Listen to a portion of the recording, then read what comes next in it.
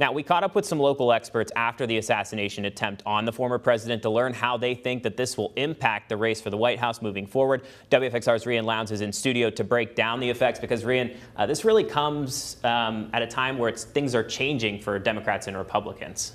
Yeah, Drew, that's right. It is being reported that Democrats are no longer discussing who could replace President Biden as their nominee because everything is focused on this assassination attempt right now. On the Republican side, though, Trump has said he's changing his whole speech, closing out the Republican National Convention on Thursday, telling the Washington Examiner this weekend that instead of taking aim at Biden, he's now going to be asking for unity from Americans. President Biden has also called for unity, asking the nation to cool down the heated political conversation.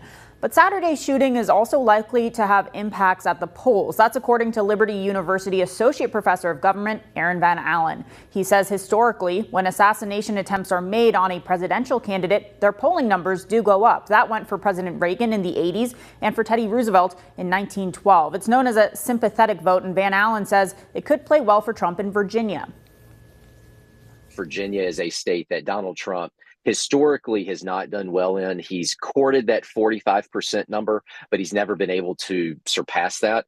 I think that moving into the future, especially after this assassination attempt, as unfortunate as it is, it's probably going to play well politically for him in the Commonwealth of Virginia. Now, on that note, Governor Glenn Youngkin, an outspoken supporter of Trump who was rumored to be on the candidate's vice presidential shortlist, took to X today to congratulate Ohio Senator J.D. Vance on being named Trump's VP. Now, Van Allen says so far, cooler heads have prevailed as Biden and Trump seem to be on the same page about bringing the country together after that deadly shooting on Saturday.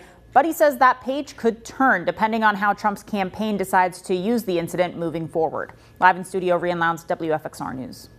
All right, Rian, thank you. We will see. Rian also mentioned Ohio Senator J.D. Vance is being named as Trump's vice president nominee. We'll have analysis on that decision coming up tonight on First at 10.